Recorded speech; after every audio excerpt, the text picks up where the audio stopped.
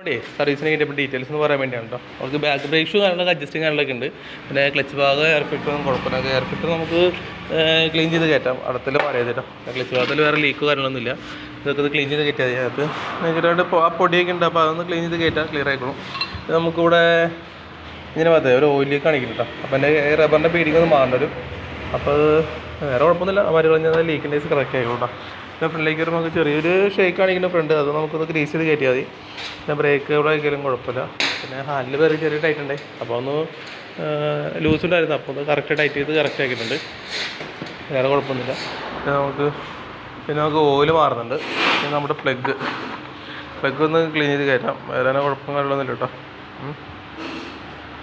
പിന്നെ ഇവിടെ വേറെ പ്രശ്നം കാര്യങ്ങളൊന്നുമില്ല. നമുക്ക് ആ സൗണ്ട്നെസ് ക്ലിയർ ആക്കി കേട്ടോ. അത് ചെറിയ ലൂസ് കാണിക്കുന്നുണ്ട്, അതൊന്ന് ക്ലിയർ ആക്കി സെറ്റാക്കി കേട്ടോ.